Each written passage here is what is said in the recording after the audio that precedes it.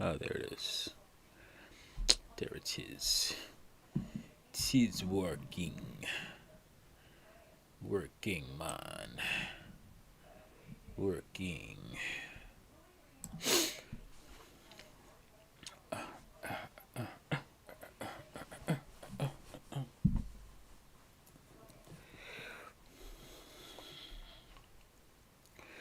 Do do do do. Do do do.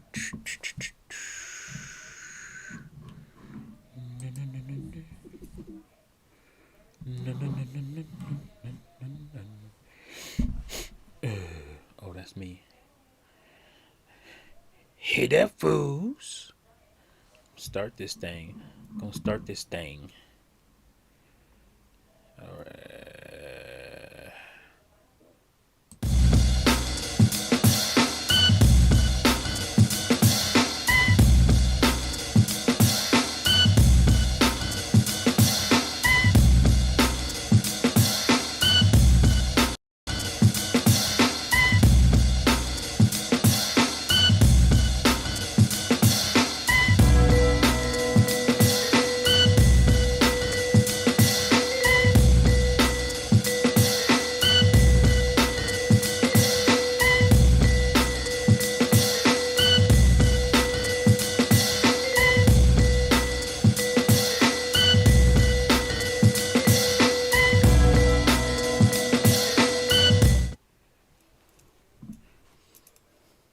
So, hit it, fools.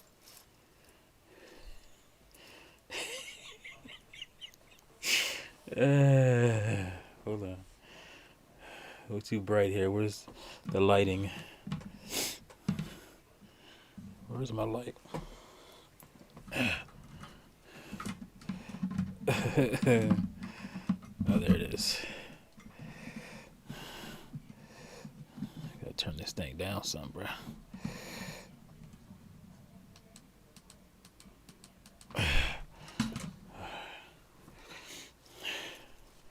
Fix your chains, bro. Gotta fix your chains.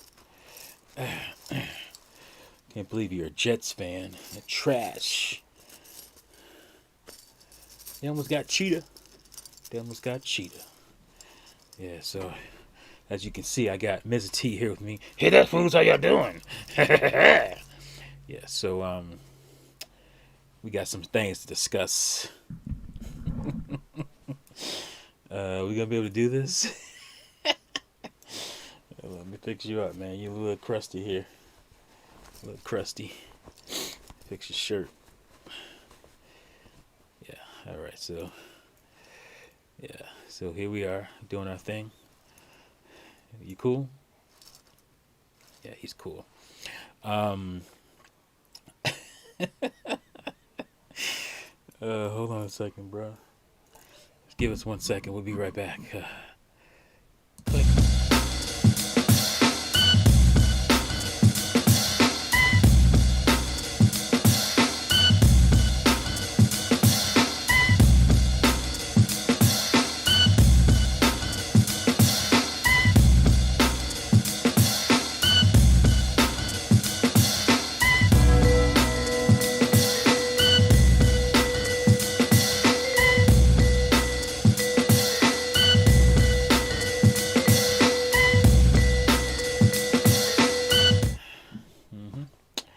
We are back.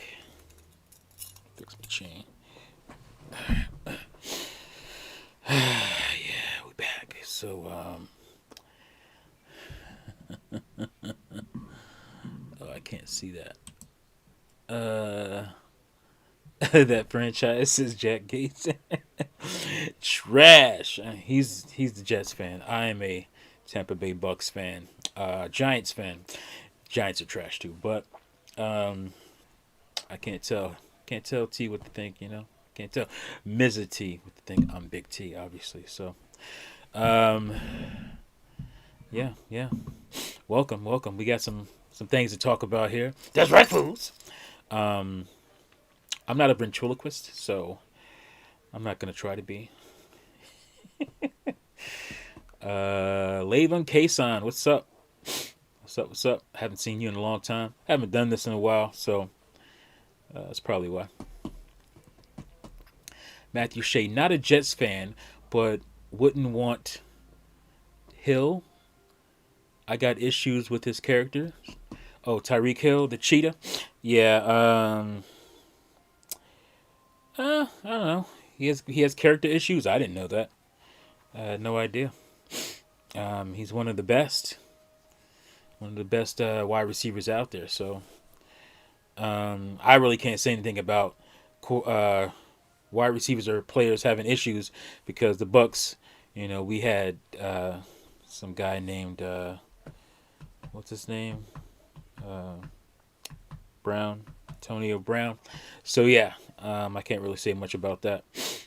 Uh, and he showed his behind last season. So, but yeah, yeah, I hadn't heard anything about Cheetah though. Uh, Apparently, a guy that I really liked, Will Smith, has some character issues too. Some people will say no, he was provoked, blah blah blah. No, disagree. Um, but yeah, I'm gonna go ahead and get started because I don't think people are expecting me to be on. Apparently, the Juice is Loose crew uh, ain't happening because Juice don't know how to take his behind to sleep. I think that's what it was. He's missing some sleep, so I gotta fix my chain too. There we go. Yeah, yeah, it's crazy. It's crazy, Mrs. T. Crazy. Um, Mrs. T, Big T, Mrs. T, Big T. What's that? I can't see. I'm trying to look through my camera here to see what's being said. So Jack Gates says, as a Chiefs fan, I had to uh, defend him for his issues, but his and his partners doing. But good luck in Miami, and hopefully, AB is banned from the league. He ain't. Yeah, well, I think he'll be banned, not officially, but I think he'll just not be picked up. Nobody. I mean, if you can't, if you can't keep it together for a guy who clearly has your back and vouch for you big time and is the GOAT quarterback, if you can't have your stuff together and you can't get it together for that guy, who else is going to be able to control him? I mean, and control. I don't like to use that word control, but to sustain him, you know. So, and yeah, good luck with Cheetah in Miami because I don't believe in Tua. He don't have the arm uh, to accommodate Cheetah's skills. So maybe he'll get some slants, that he can break open. But I don't think he's going to be getting any accurate balls down the field. Pause. uh, yeah, so. All right, but let's get started, man, because, I mean, Kirby just came out on last Friday, and I've been playing that. Not as much as I'd like, but I've been playing it, and it is fantastic. Great game. This is the Nintendo I love. Uh, the one that gives me these colorful, gorgeous mascot games that just have all these nice little secrets and things to explore, and just keeps giving you, the more you kind of tinker around, just keeps giving you more and more. And people will complain about the difficulty or lack thereof. People will complain about the length. I think I saw something where it said you get 17 or so hours if you do everything in the game. So if you 100% it. So Matthew Shea says an actual new Kirby experience. Yes. Um, I have Kirby Star Allies. Not the biggest fan of it. Um, for one, it's a side-scrolling 30 FPS game. It just doesn't make any sense. And two, it's a side-scrolling 30 FPS game that basically plays itself. Especially if you start getting your friends, your allies in there. Yeah, yeah, yeah. And the game is, I mean, it's not. It's one thing for be easy because Kirby games are easy. They're not difficult games, but it was just kind of bland. It didn't have that Kirby oomph, that exploratory, try to find everything. Because, like I said, you're just walking along, and your allies will just destroy everything in sight without you doing anything. So, it felt like the game basically was playing itself. Kind of like Will Smith did. He played himself.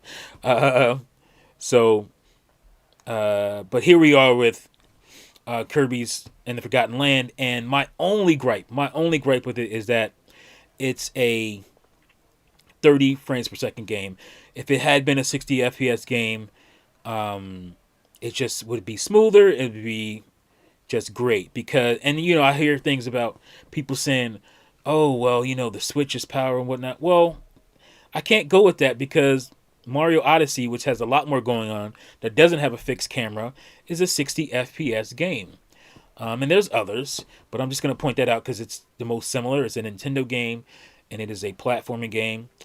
Super Mario 3D World, plus Bowser's Fury, is a 60 frames per second game, and it's very similar in the fact that it has the kind of the lock camera system. And so technically, I don't. The Switch should be able to pull off a 60 frame per second Kirby game, which doesn't have as much going on in it as a Mario 3D game, either 3D World or Odyssey. So I can't rock with it. I just that's not a good excuse for me. What about you? Nah, fools, not a good excuse. The game should run at 60 frames, and it shouldn't be any issues whatsoever. Nintendo has proven they can do that type of game at 60 frames. So there you go. Mr. T agrees with me. And yeah, I don't understand. So it is what it is. But that's my only gripe. Everything else is fantastic. The game controls beautifully. Like I said, I love all the little nooks and cranny exploratory things you can do. It just I don't know if I'd call it. I guess I could. It's a little early for me. A lot of people are calling it the best Kirby game.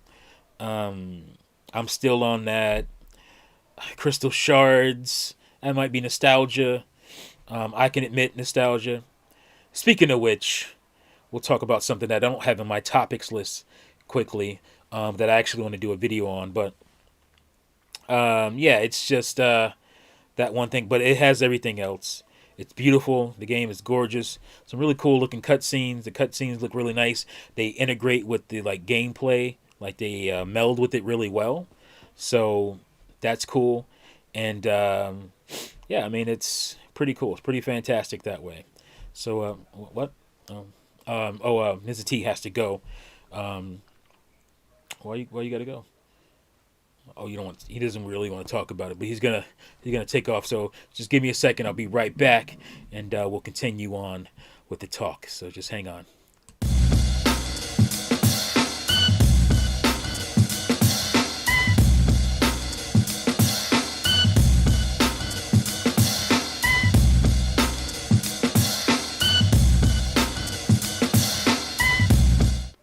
All right, we're back here. I might as well slide over since there's a tease out. But yeah, Matthew Shea says, I love Return to Dreamland, especially the last few levels. Yeah, Return to Dreamland is awesome. That's on Wii, right? Really good. The the original Kirby was great. That's why it's hard for me to say because if I just look at it, oh, like this is the game that's out right now, so there's all that going through my head, and that's what I think about. So it's hard to judge that.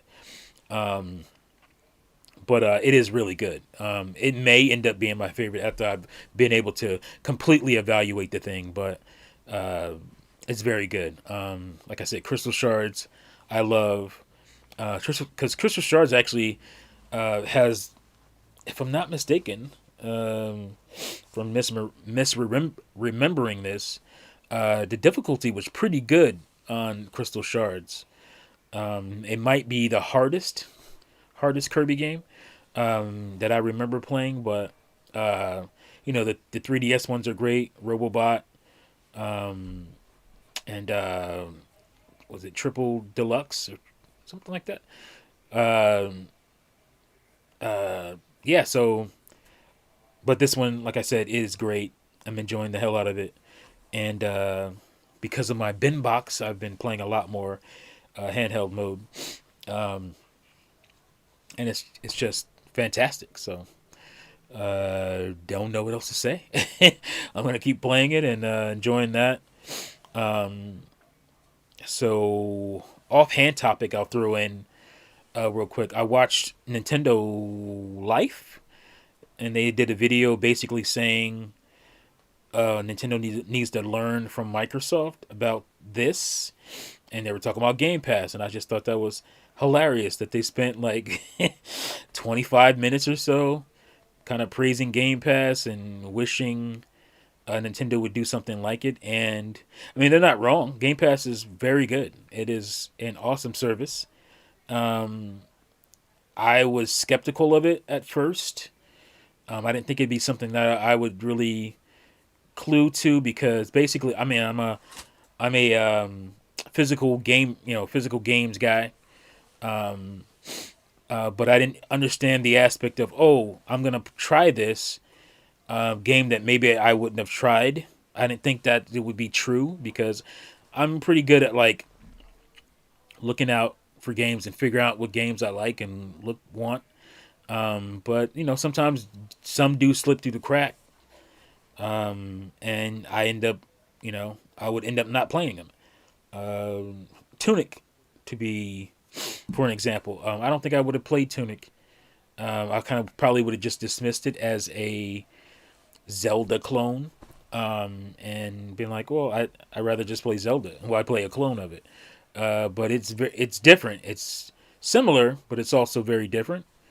And it's charming as hell, and I like the visual style of it, and the music is awesome. The puzzles, they're head scratchers, and then you're like, oh yeah, it's those type of games where you just like, oh, I should have figured it out. Um, and it's just great. So, there's other games as well. It's just cool to be able to like kind of look through a list, try something you haven't tried before, and check it out. And they did a study as well as far as uh, habits of people who have Game Pass, and it's been proven that people who have Game Pass actually buy more games because they try more games, and that usually ends up with them buying it. Um, and that's what happens to me. I try a game, and as a physical game proponent, I tend to go out and seek out the physical copy of it after I've played it. Um, and it's kind of cool, especially for a collector, is that now I don't have to open it. I can leave it sealed, for the collector in me, and I just play the game, so digitally. So it's cool. Um,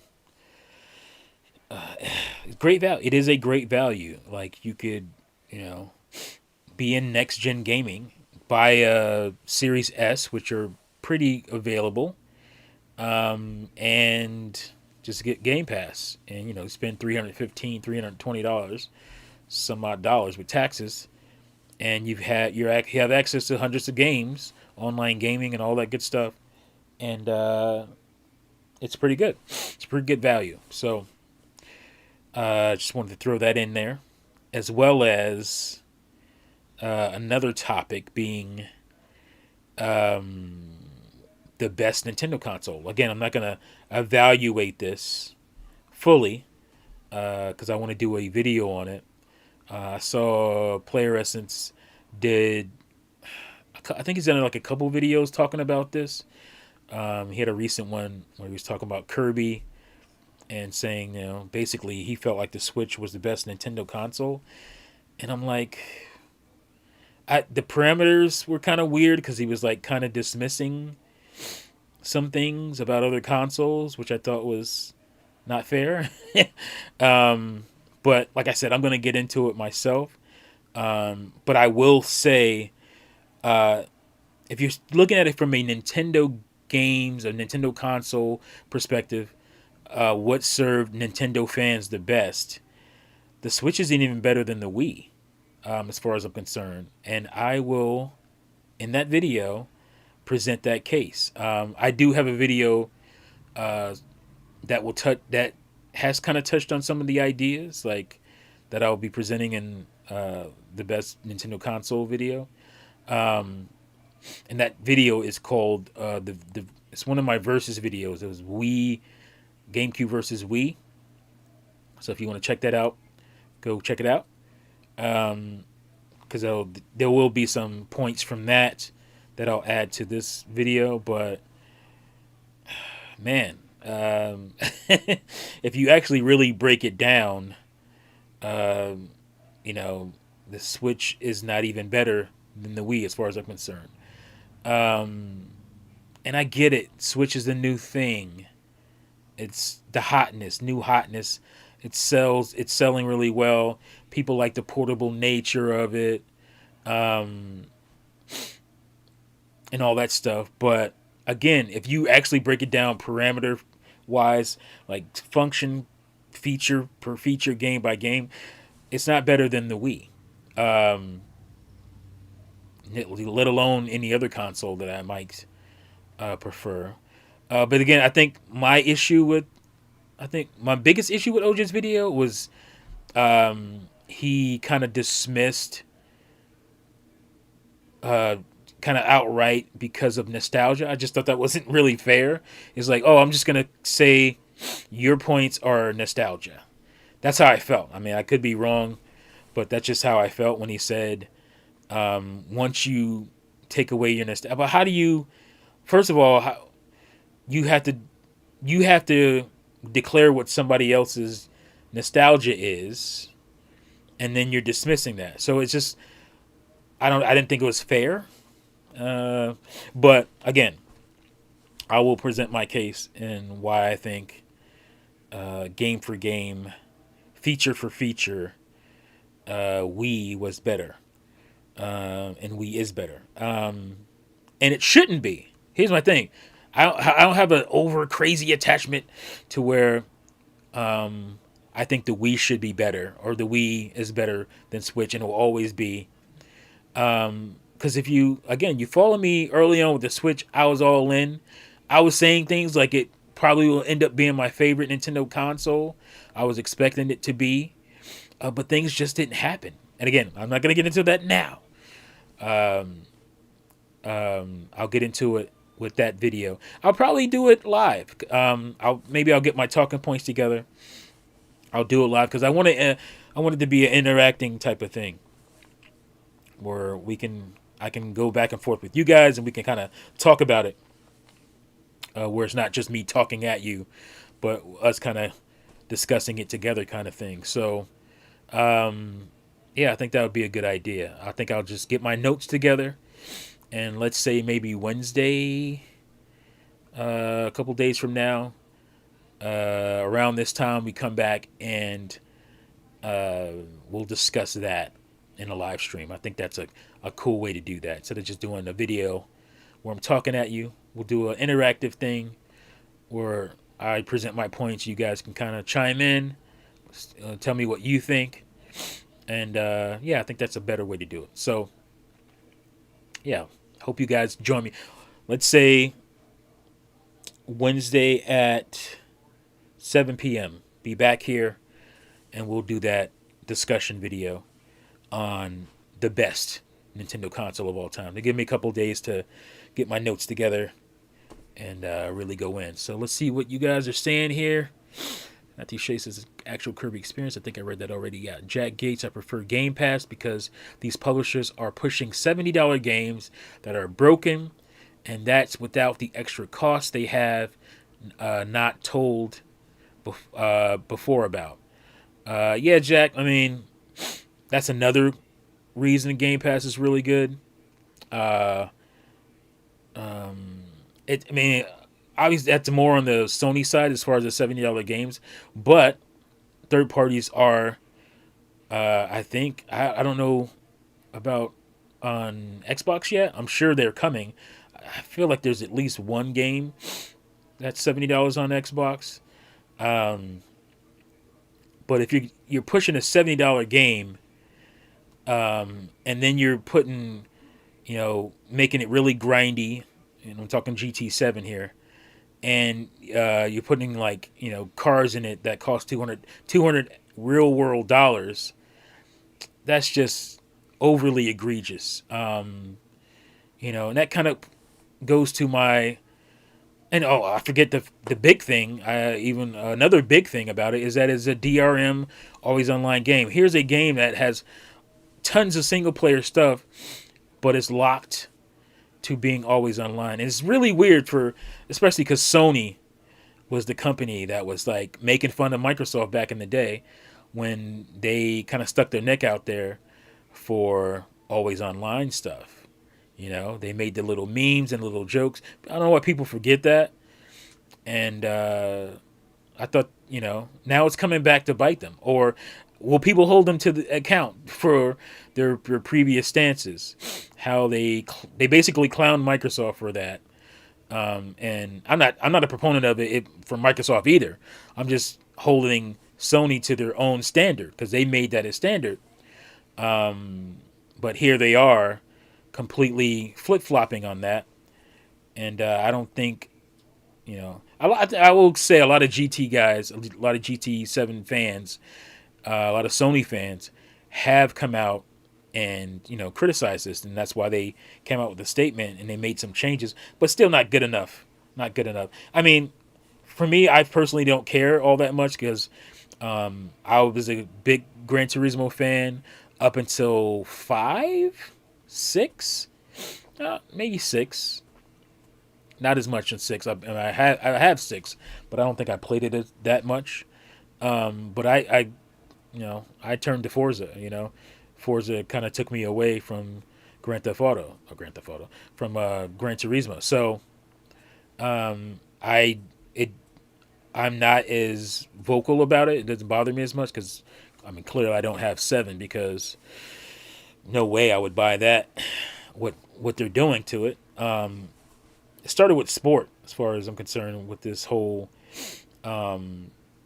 It's a gas game, right? Game as a service, which I don't really like for Gran Turismo because it's always been in kind of like this kind of uh, closed, structured car PG, and to throw. They call them microtransactions, but a lot of these transactions are not micro. So, yeah,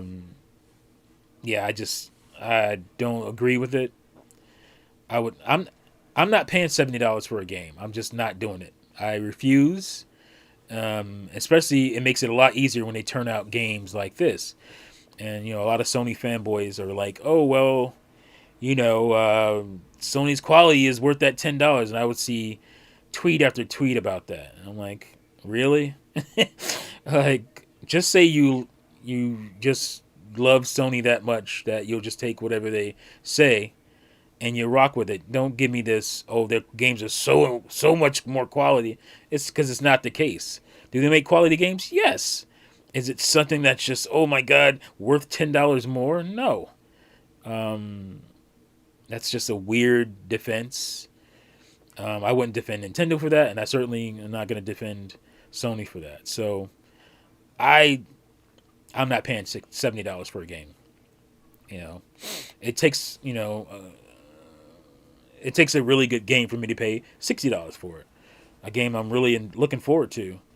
That I go out and just kind of get day one. It takes my attention and my anticipation for me to spend that. So definitely not paying $70 for a game. Um, I'm gonna do a separate video on this too, but like uh, the grossness of what Square is doing with Chocobo Racing, Chocobo Grand Prix. I mix it up with the PS1 game, but you know what I'm talking about. The one for Switch. It's gross. It's a game that I was kind of looking forward to, but it's a free to play cell phone game that they're charging $50 for, barely giving you any characters and whatnot. All the characters that you're gonna want, like Cloud and whatnot, are behind paywalls, and it's despicable. If you start the game up, start playing it, they just start throwing all this stuff in your face for you to buy, and it's gross. And it's fine, or it's at least a better pill to swallow if the game was free to play. Then you can rock with it. It was like, all right, it's a free game. I'm gonna buy things, to justify my cost in playing the game. It's a free game, cool, but it's not. They want $50 for it, and they can kick rocks. That's despicable. So any inkling of me wanting to buy that game is just gone. I think there is a free version of it, but it's even cheaper. It's even like less content. Obviously, it's going to be less content, but I mean, the $50 game, it feels like it should be a free to play game. So, from what I've seen, again, I haven't played it myself, but I've seen a lot of reviews on it, a lot of people previewing it and showing gameplay, and it looks like a cell phone game. I'm not talking visually, because it actually looks pretty decent visually, but I mean just like its presentation, how you get this stuff. It's gross. So, not doing that. Let's see. The Jack Gates, the best Nintendo console is the Wii to me overall. Games and system features all together. The best game library is looking like the Switch at the moment. If there is a new F-Zero, it wins hands down. See, I'm not even on library, not yet. There could be a point in the future where I'm like, all right, Switch has the best library hands down. But for me, just like kind of OJ did with, kind of dismissing nostalgia, I have to dismiss some of these games because we're talking best Nintendo console, right? I have to dismiss some of these games because, well, I can if it's a situation where I can play it somewhere else, and a lot of times I could play it somewhere else better visually and stability wise, I kind of discount that. For me, a Nintendo console is about your Nintendo experience. Now, if you want to go into best console, Switch might actually go up a notch here or there because we're talking about just overall console. But we're talking best Nintendo console for the Nintendo gamer. I have to disagree with library right now. Again, that could change. But for me, I'm not going to give an order here, but Wii and Super Nintendo are up there. N64 doesn't have the library, like the variety, but impact wise and just kind of industry impact wise, it's really high because it did a lot of really good things. I'll present these things, like I said, in my live stream. So come back on Wednesday night. Let's see. Matthew Shea says Switch has the games. Wii U had better features. Jack Gates, I won't be here on Wednesday. I got IMAX screening of Everything Everywhere all at once. Looks like a cool movie. So enjoy that. Matthew Shea, glad I avoided all that GT7 nonsense. Yeah, me too. Jack Gates, hold Sony accountable from the gaming press. That ain't never gonna happen. I know. I mean, it's not as harsh as it should be. Definitely not as harsh as Nintendo consoles in the past, and even Microsoft consoles in the past. They don't hold it as harshly. I think there's still some fear throughout the industry of getting too hard on Sony. But yeah, I mean, they don't hold them as accountable. At least not yet. I think they'll feel less inclined to the better Nintendo and Microsoft do. They'll feel a little bit safer saying more things. But I think it's fairly decent right now. But I think a lot of these what do you call them websites, reviewers, and whatnot should be allowed to go back and change their scores because the game that's out now, the GT7 that's out now, is not the GT7 they played. A lot of these guys do what do you call it? Review in progress and whatnot. They didn't really do that for GT7 because they didn't realize they weren't getting the full game. So it was pretty egregious what they did there, and for a lot of fans, they get away with it. There is still a really good amount of fans that aren't letting them get away with that. So kudos for them. Jack Gates, the standard game retails at $60. Plus, most of these games have an expansion cost at $30. Right. That is damn near $100 for one game. Exactly. Case in point, I repurchased Mario Kart 8, and it was 8 Deluxe. I at least didn't get it pay full price. I think I paid like $48. I had some discounts and whatnot. I think that was back in the... Who had the discounts? Was it Best Buy? So I got some discounts on that. So I didn't pay a full $60. But, a lot of people did. Probably most people did after having already bought it on Wii U at $60. So, that's $120. And then you get the expansion pass. And that's another $24, $25. So that, is $145 plus tax, $150 for one game. Now, obviously, there's more content. And there's a lot of content in Mario Kart as far as new tracks and stuff they added, later on in the Wii U version that they just kind of gave you in the Switch version, which is great. A lot of the DLC stuff. And they have more DLC tracks, obviously, now for another $25. So, yeah, I mean, that's a lot of money that you're already spending with expansion passes and the retail cost. So I can't justify another $10 on top of that. Now, early on with the Switch there was the quote unquote Switch tax. And I could justify that because I understand that carts cost more money to produce than a disc. And so the quote-unquote Switch tax made sense to me for that because I also like the ability to be able to play my game off of the cart itself and not have to download it to a hard drive. The Switch doesn't have much space, when you buy them new. So it was an incentive to me. So for me, that was justifiable in some of the extra game costs because the carts cost more and the ability to actually play the game off the cart and not off your system to save storage space. So, but this isn't the case for these games. So, yeah, I'm not really feeling it.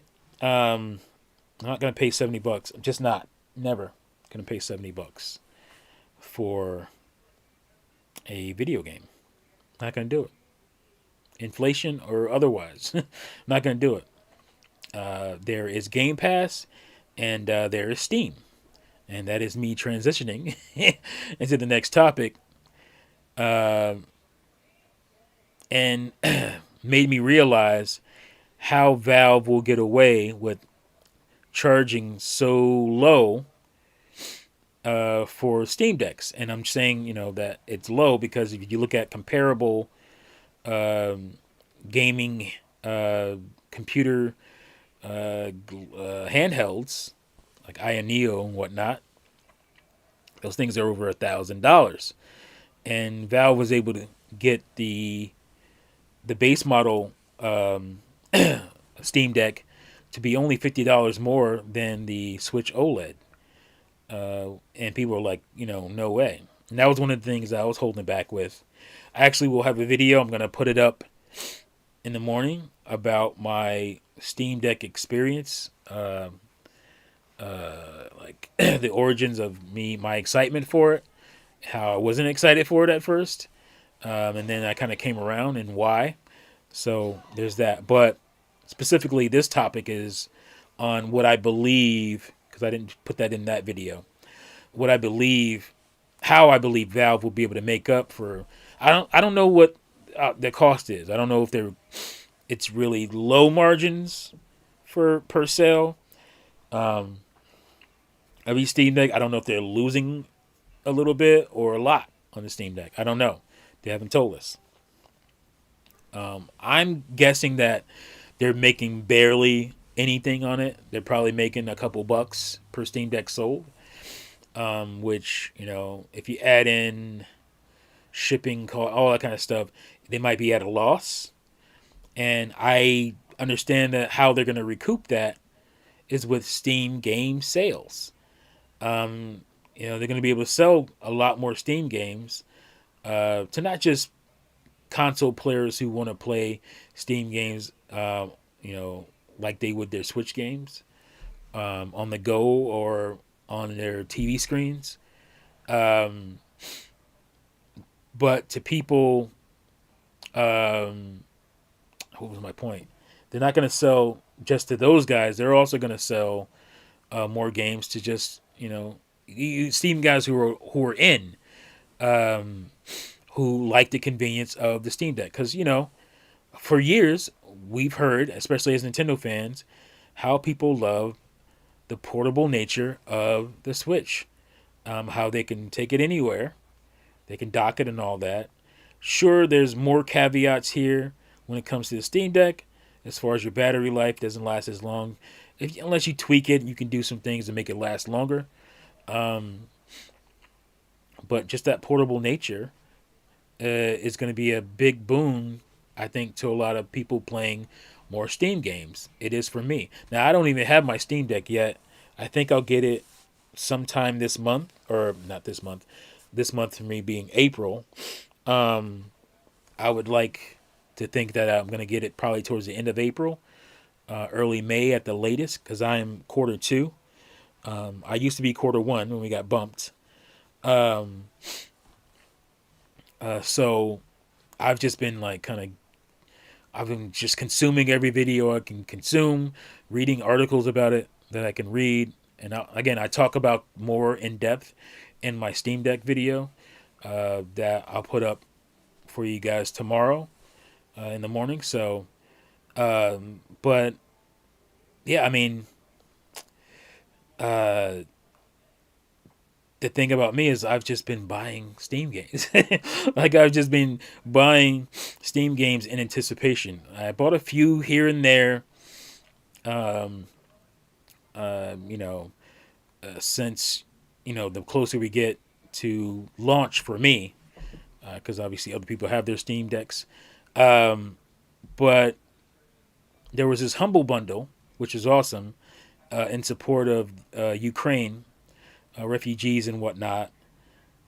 Just giving them resources, for food, for clothing, and all that good stuff, shelter, which is a great cause. And I did not know this, but Humble Bundle, I think it's 100% of the proceeds go to them. And so they had this Humble Bundle, $40, 140 Steam games. I believe it's 140 Steam games, or I was going to say, I don't know if it's just 140 games, and most of them were Steam games, because some of them were GOG, and a lot of stuff. They had like digital books, comics and whatnot that I downloaded and whatnot as well, PDFs files and some digital files that I'm not really sure because I haven't had a chance to look at them. But there was just a ton of stuff in there. And my Steam library went from I want to say 51 games or so up to 100 and what is it 140 something. Like I said, some of those were games for Steam, some of them were for GOG, and some were just like books, digital books and whatnot. So a ton of stuff I got. Let's see. You guys are saying Jack Gates. I guess Sony and others are looking for back pay with their discounted game strategy backfiring on them. Seriously, correct about the Steam Deck. It is cheap compared to a cheap gaming PC that is comparable to it, and that is the market value Valve is trying to dominate. They don't make anything on the Steam Deck. Okay, so yeah, I mean, I guess that they didn't make anything, or if it was they did, it was really low margins. So yes, it is working. If that's the strategy, is to get me to buy more Steam games. I didn't really buy many. I didn't really have many. Like I said, I had around 51 or so. Not even. I think I bought a couple around the time because I added more money to my Steam wallet in anticipation to reserve my Steam Deck, which is $5. So I think I added like 50 at the time, and so I ended up buying a few games because I had all that extra money in my Steam wallet along with my $5 deposit. So right away, it reminds me of what Nintendo was saying about Wii U, how it was sold at a loss until you bought a game. And so the margins were that thin, but one game would put them over into the green. And so for me, I was kind of thinking along that level. I think if they can sell one, maybe two Steam games, it's profitable, the Steam Deck. And that's not going to be a problem. I don't think that's going to be a problem because, again, I am a guy who likes his physical games. And for me to go out, I didn't spend a ton of money. It was a great value, obviously, 140 games for $40. But, it was an incentive for me. There's an incentive for me to look for games on Steam. And it's not like I stopped buying physical. One of the things I like is that a lot of Steam games are on sale. They're insanely cheap, some of them, and so I can justify buying the Steam Deck or the Steam game for my Steam Deck, and then buying a physical copy of that same game. Maybe even sometimes at a discount for the physical copy. And a lot of times I want it brand new, sealed. Again, I can put as a collector. For something I didn't think that would be good for me, which is digital gaming, it actually kind of works because now my games can hold even higher value because I'm going to be keeping them sealed.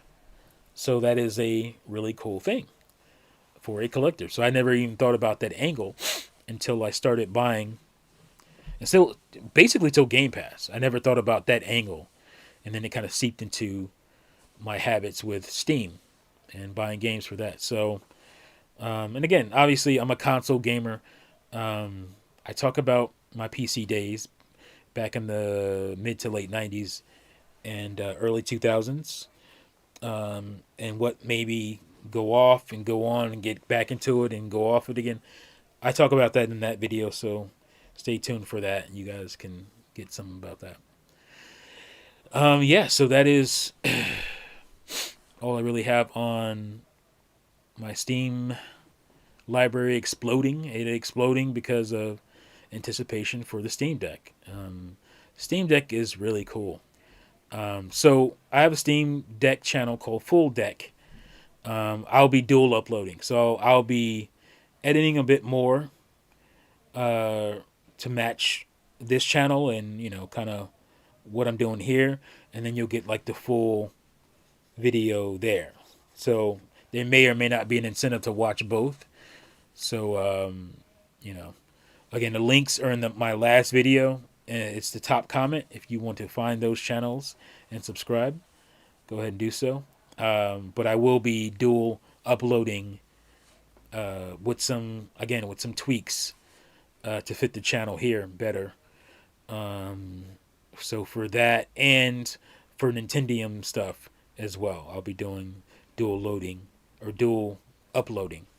Like I said, but the videos will be somewhat different based on the channel you're watching. So yeah, so that is my discussion with that. What's going on, man? Says Dai Gai Gaya Kusatsu.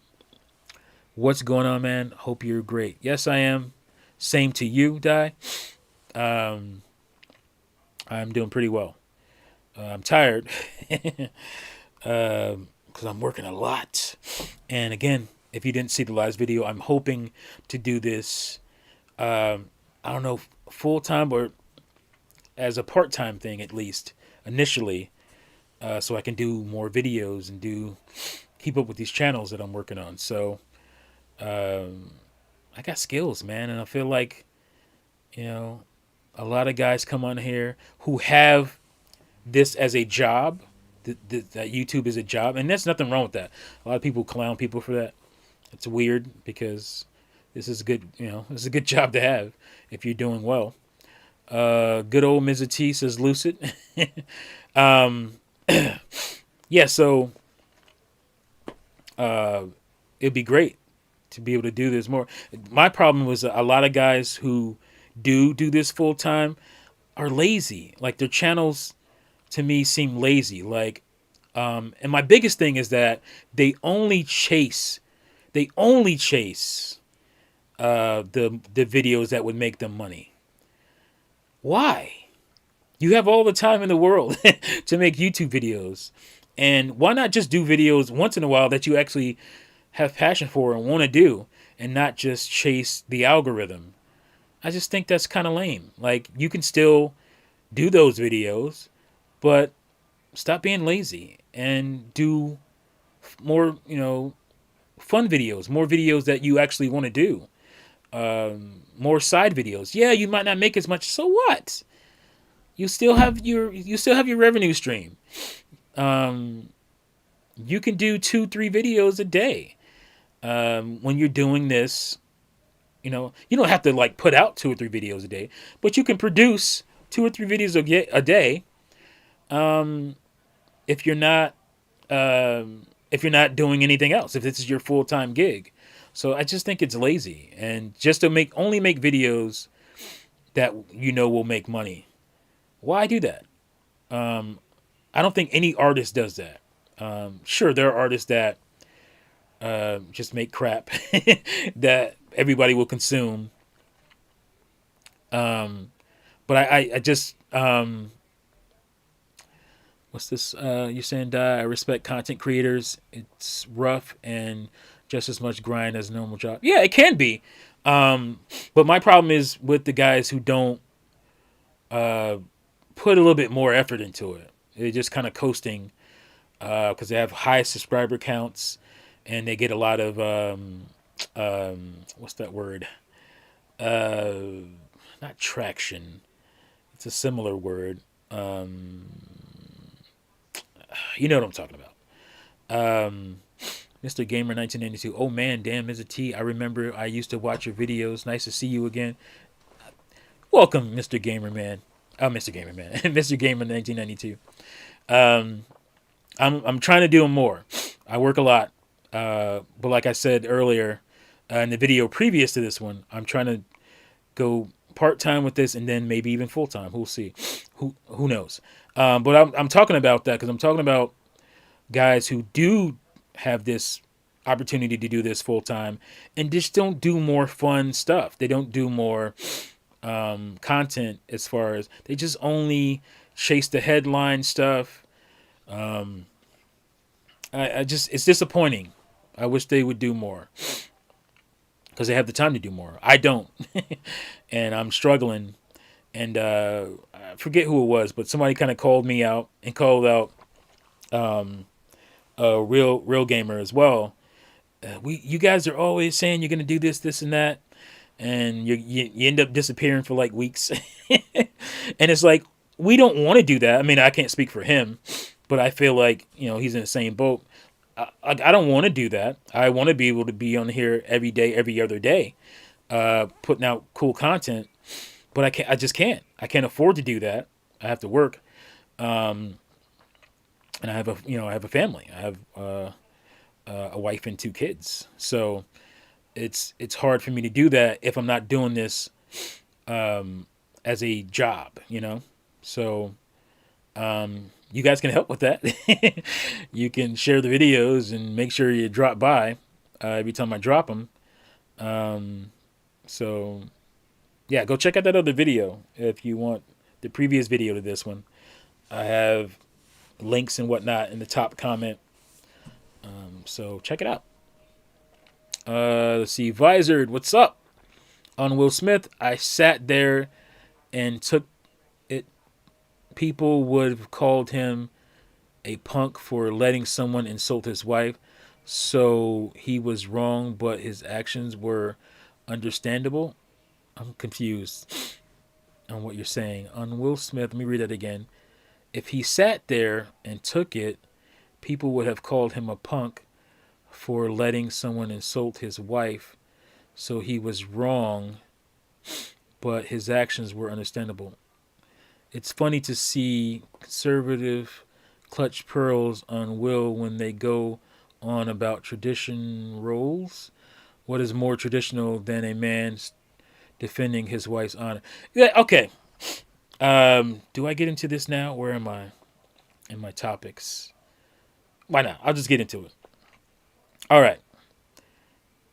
He had every right in the world to be upset by what was said. But I don't know. I'm old school. I think you are too, Visor. I'm old school, and I'm used to comedians saying things that hurt people's feelings. Like one of my favorites, George Carlin. He was brutal. You have obviously Dave Chappelle's out there, and he gets, there's people trying to cancel him. And you can be upset. If he'd have sat there and yelled what he yelled after assaulting the man, I'd have been fine with that. I could roll with that. I was like, all right, it's a little wild, but he mostly held his composure. To me, it was super punk move. You said something about people that thought he was a punk. I think he's a punk for what he did. I think if you get up there, he walked up to that stage kind of smiling, and he walked away the same way. He wasn't walking up there like, yeah, we about to get busy. He walked up there kind of smiling and calm, and he sucker slapped the man. He sucker slapped Chris Rock. And I don't care who you are, where you are, what you're doing. You don't react that way to words. You can confront him. I'm sure there's after parties and all that stuff that they can hash it out and talk. If you really had a problem. First of all, the joke wasn't that good. It was like, it was a weak joke that may have been funny 23 years ago. Like it was outdated. It was off the cuff. You can tell it wasn't scripted. It wasn't a scripted joke. And it was kind of weak. I don't understand why that set him off. Because he actually kind of laughed at first. And people were saying, well, maybe it was kind of a nervous laugh. You kind of laugh when comedians say things until you get the full gist of it. Okay, I can rock with that. But that's not how you react to any situation. To a situation, you don't... If you want to... If you want to defend your family from violence, with violence, I don't have as much a problem with that. Because you're defending your family from violence. Words are not violence. And there's this whole campaign that silence is violence. That's nonsense. Violence is violence. And you don't defend... Because how do you come out of that good? like, yeah, some people are like, yeah, you should have did that, blah blah blah. Those people aren't his publicists. Those people aren't, his next potential gig. Those people don't control that. So it's okay for them to speak ratchet about those things. And thanks, Mr. Gamer, for the $5 donation. I'll get to your comment in a minute. But it's like, you can't react that way. And for me, it was a punk move because it was like, I made the comment on Twitter, actually. I was like, it's one thing to go at Chris Rock like that, but would he, if somebody had given that joke to The Rock, would he have gone up on stage and acted a fool? I don't think so. I don't think he would have. I think he looked at Chris Rock and he felt like he could, Chris Rock wouldn't be any kind of challenge to him, and he did that, And it was like, here's the thing. I didn't know she had alopecia.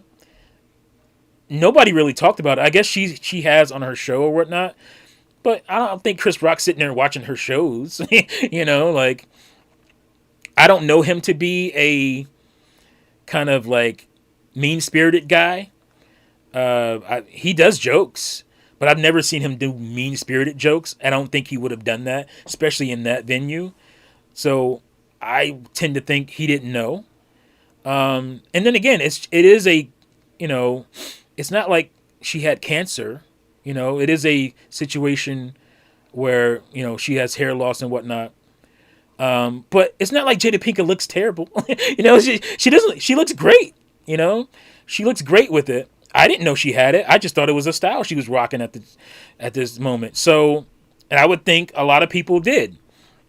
Now, a lot of people are running out now. I'm like, oh yeah, and trying to get some shine and whatnot over it. But that man, he's basically at work, and you assaulted him at work. We see videos all the time on this website where people are getting assaulted at work, accosted at work. They work at a grocery store or fast food place, and they're getting assaulted. And sometimes these people say things,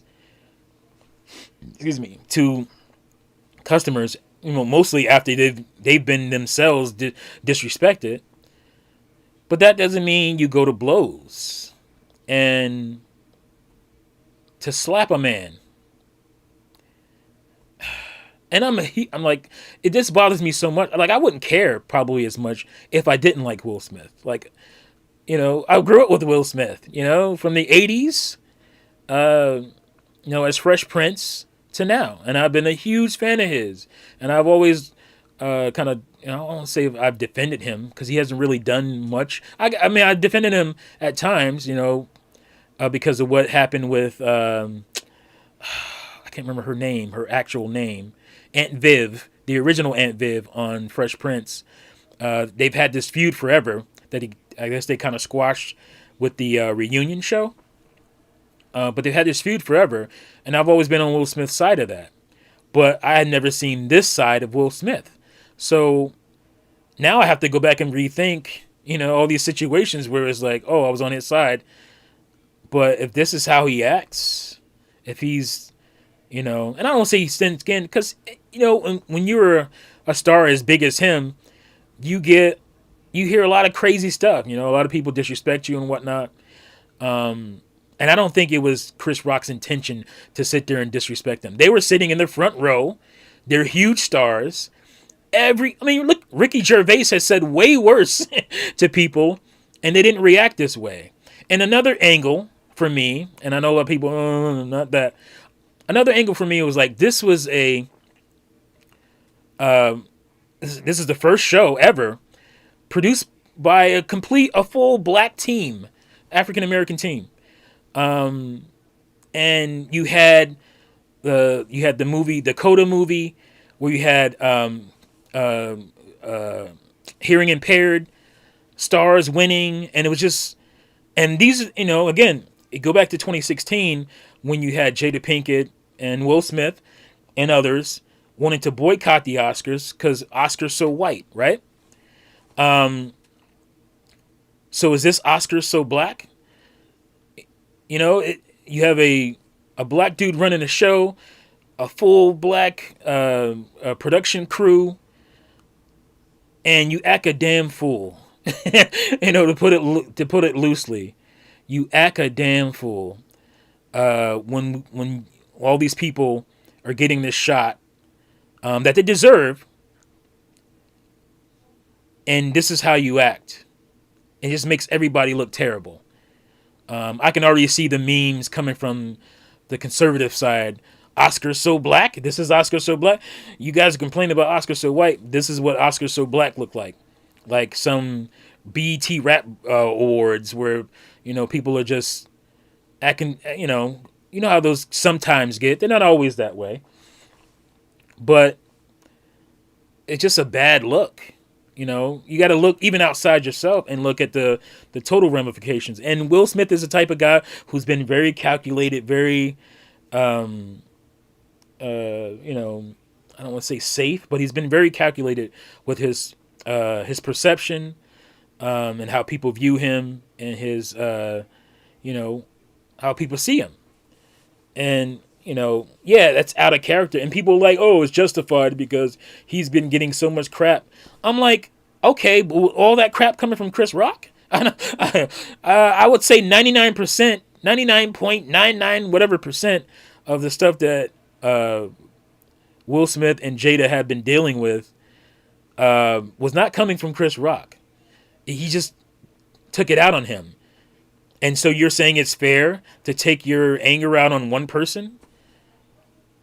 There's some dangerous stuff that happens in this world today when, certain kids go to school who feel that way and they take their anger out on everybody, in a violent way.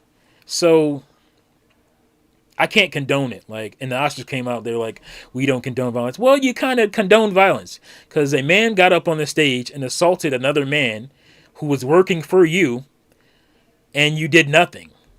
You let that man come up later on and get his award. Now, I think he still deserves his Oscar. He should have gotten an Oscar before this. I can think of a couple of movies. Pursuit of Happiness. Hell, you can go back to Ali. But there should have been some consequence. He shouldn't have been able to accept his Oscar on stage after assaulting somebody on stage. He gets to party and laugh, and that's just, you're showing people, young people, a lot of young people who love Will Smith, you're showing them his behavior is okay and there's no consequence for it. And had there not been a big outcry, I'm not sure he would have got any, there would have been anything that happened to him. Now they're acting, oh, we're going to investigate, blah, blah, blah. But I don't think anything would have happened to him had it not been for the backlash. So, and it just sucks because now he has to come out and apologize. He apologized to the Academy and other people there. I mean, it still wasn't good enough because everybody's talking about this and not about the winners. He took that away from them. He Kanye Wested them the way he did.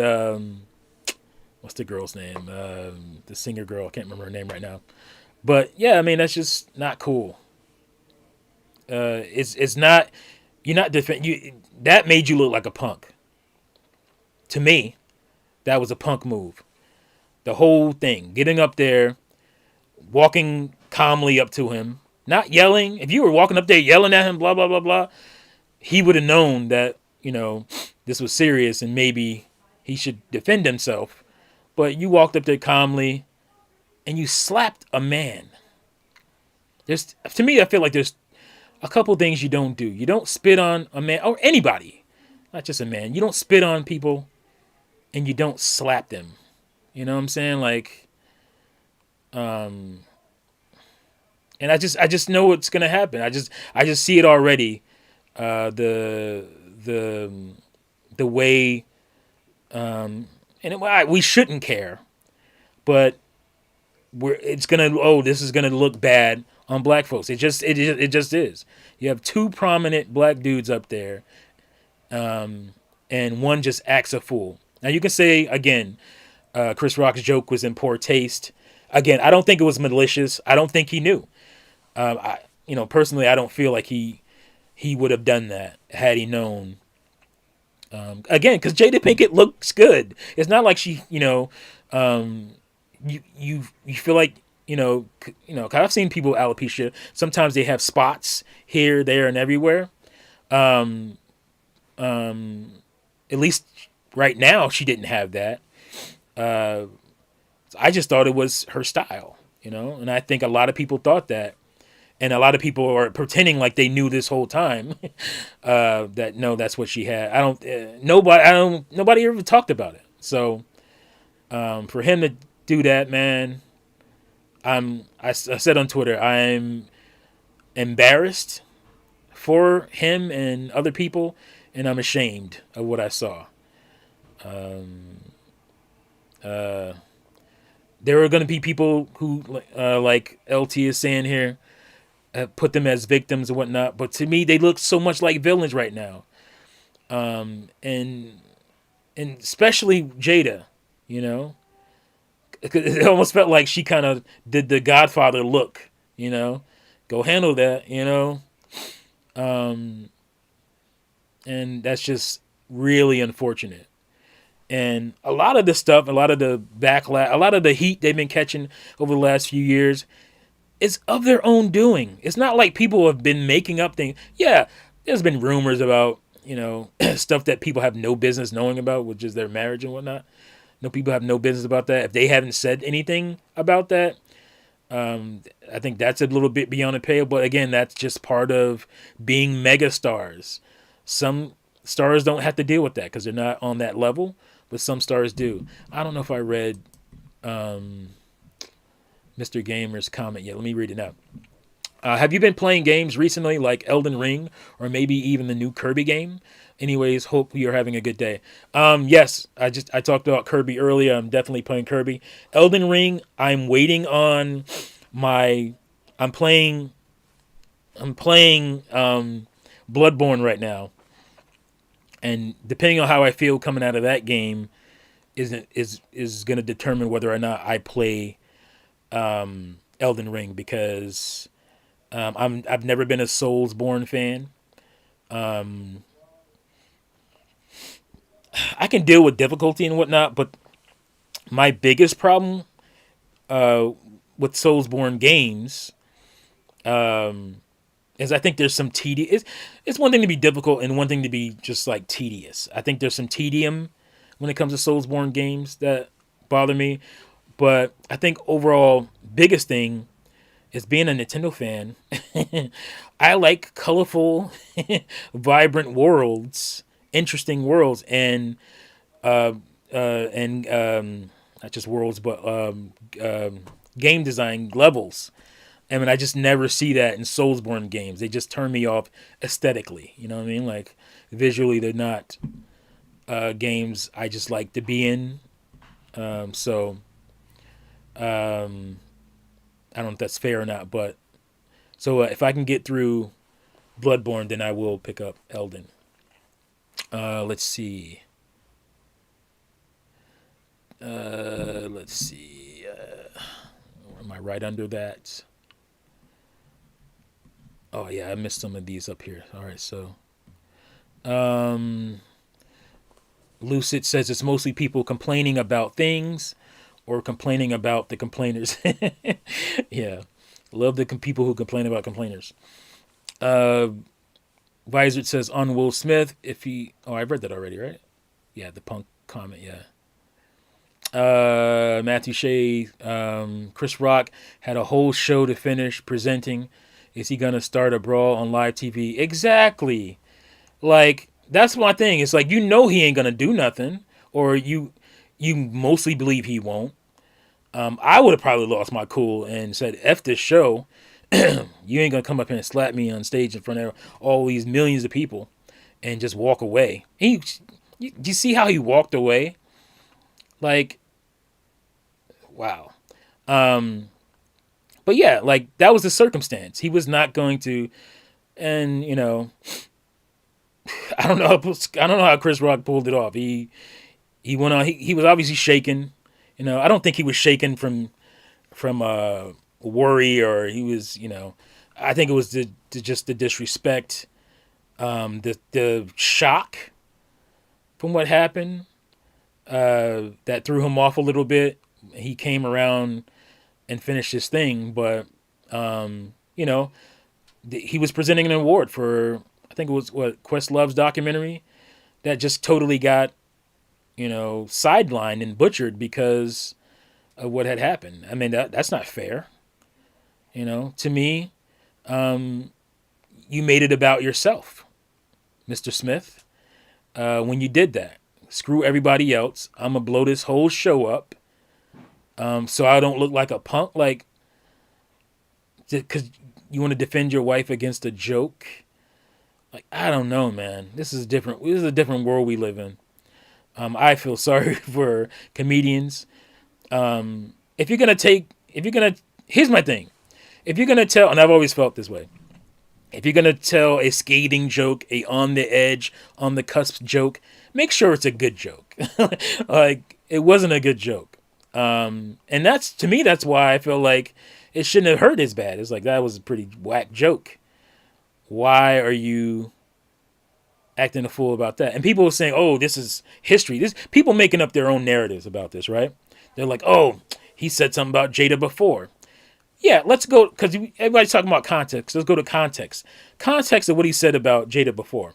So back in 2016, there was a whole Oscars So White kind of boycott thing going on, and I think Jada had wanted Chris Rock to boycott because Chris Rock was the host.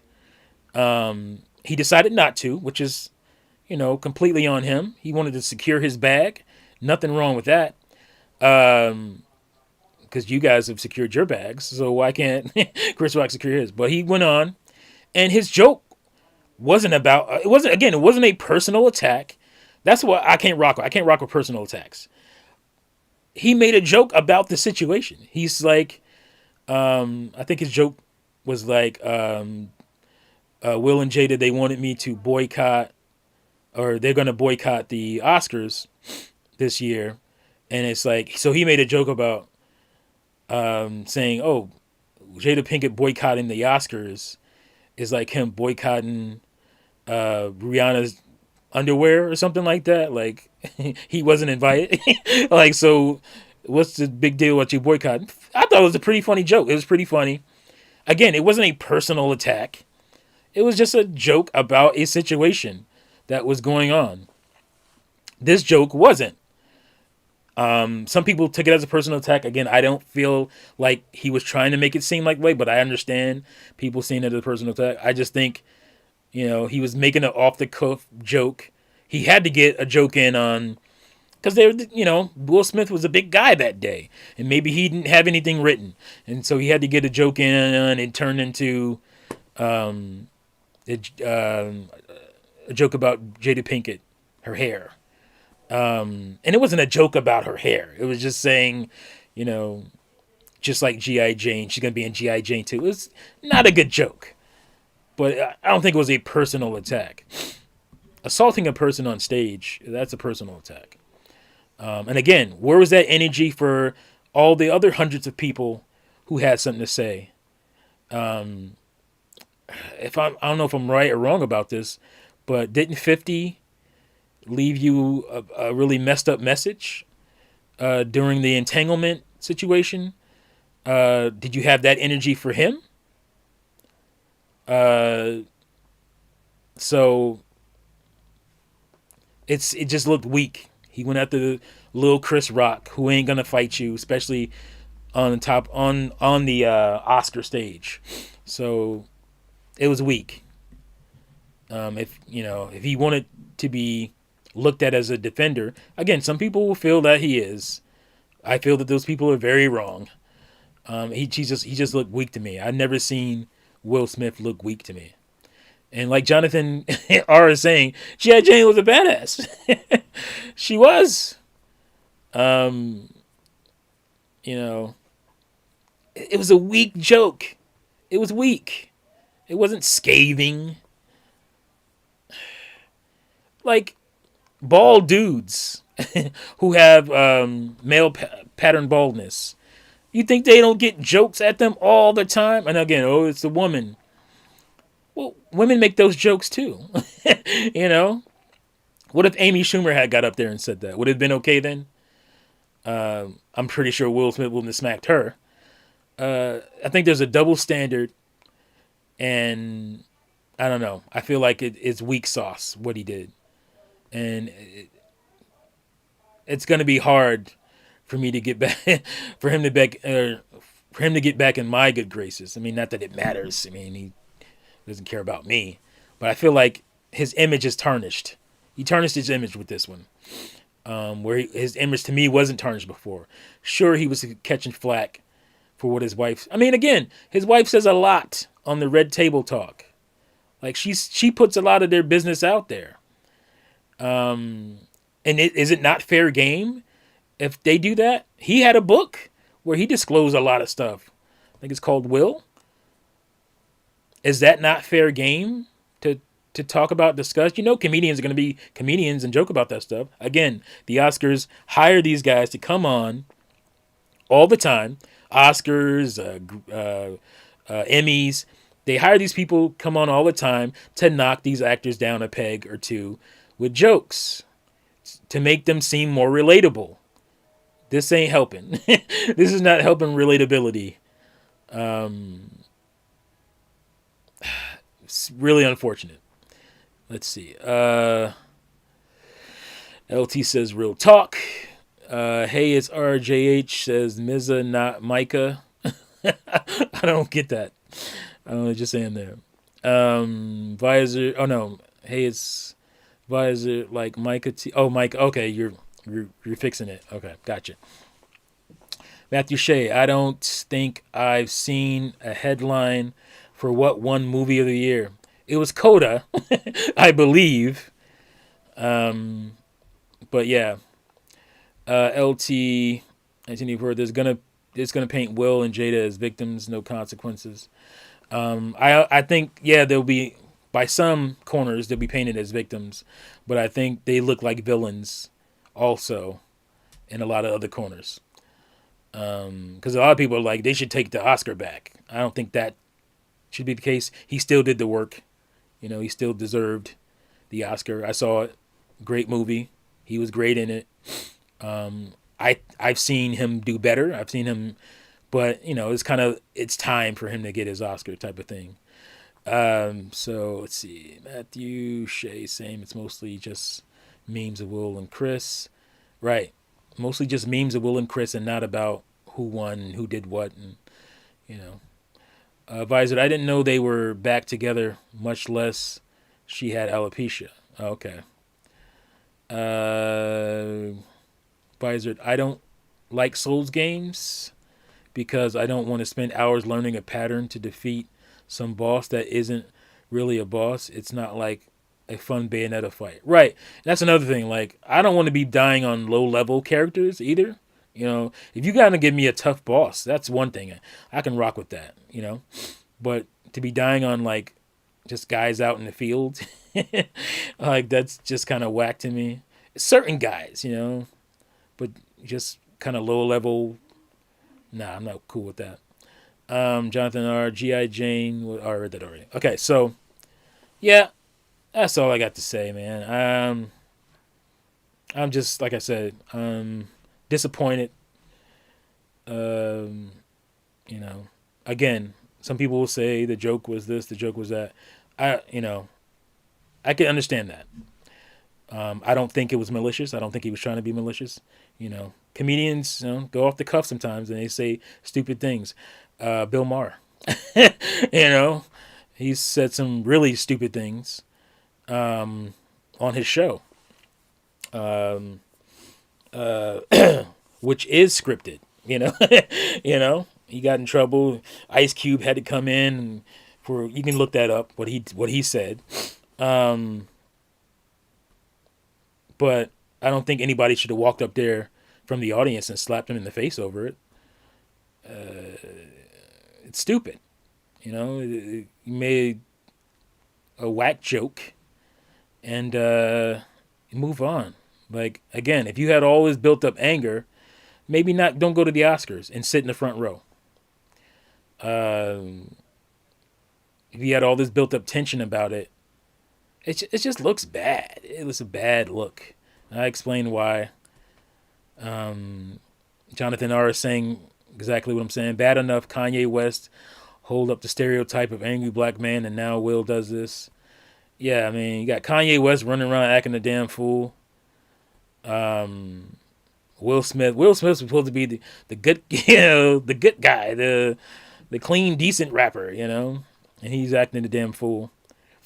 Um, that's just not the energy he should be having towards Chris Rock. There's way more other people who said things that he should have had that energy for. And again, I said I don't think they would have wrote that joke into an Oscar set for a presenter, but they've written bad jokes. Maybe something got through that shouldn't have. We didn't know she had this, or we didn't know that. That's not how you react. What is this culture that believes punching somebody or hitting somebody for what they said? Oh, that's defending. That's cool. Like, what? That's weak. That's weakness. That's not strength. That's weakness. And I just don't understand why people don't see it that way. It is weakness. Anybody can run up and cock somebody. And like the tough thing to do is what Martin Luther King did. He was fighting for, equality and freedom. He was getting hosed down. They were getting bit by dogs, sicked on them, and all that. And he told his people and himself, obviously, do not react with violence. And that was violence that was happening against them. In that situation, violence would be warranted. But he understood that if he reacted that way, what the situation would be, how they would not be able to accomplish what they were trying to accomplish out there. If they were just out there just dogfighting everybody, what they were trying to do would get, muddied. And I'm not saying that everybody has to be MLK, but the sentiment, I think, works. You just don't approach words with violence. That's what dictators do. That's what dictators, when they get mad about something some journalist said in the news, that journalist disappears. Right? That's how because that journalist, he slighted me. He disrespected me. So therefore he is gone. Like, that's how thin-skinned sociopaths react. That's not how a civilized human being is supposed to react to words. So I'm not coming off that. That's just where I am. Again, I'm deeply saddened, embarrassed by what I saw. Is tragic. It was tragic. So I don't want to end on a poor note, but I don't really have anything else, any other topics. But like I said, make sure you come back here for my best Nintendo console video. We're going to discuss this, folks. We're going to get down and dirty and figure this out. Because there's some wild takes out there, which is fine. Like I just want to break down my perspective on it. And it won't be nostalgic. I think that's just an unfair dismissal. That's a way to just dismiss the argument outright. Oh, it's nostalgia. This is something that's old, that you grew up with, you liked back then, and now you're just nostalgic for it. It no longer has merit as actually being good. It's not good anymore. You just have nostalgia for it. And I'm like, that's that's a weak take, a weak argument. No, those games were still fantastic, and they were new to us. They were new to that platform. They were amazing. They weren't remasters or remakes of stuff we already played. To me, that's more important. That's better than just it's having a wide variety of old games. I mean, that's just to me that doesn't make your library better. It makes it bigger. It makes it more expansive, but that doesn't automatically make your library better because you have a bunch of things that came out on PC and PlayStation 1 and PS2 and Xbox 360, and now you can play it all in one place. I mean, that's cool. That's super convenient. I understand that. But that doesn't mean you're the best. You don't get to be the best by taking what something else had. Especially if you have to pay for it again. We're going to get into that, bro. We're going to get into that. But yeah, that's it for this video. Thank you guys for joining me. Hope you join me for the next one. I'm trying to be more consistent here. What helps is getting motivated by your views and your clicks and your interactions. So make sure you're doing all that. Share the video. And thank you guys for watching and listening. And I will see you on Wednesday. I'm looking for the the end button so I can try to smoothly get out of here. Never can do it. But that's it, guys. Peace out.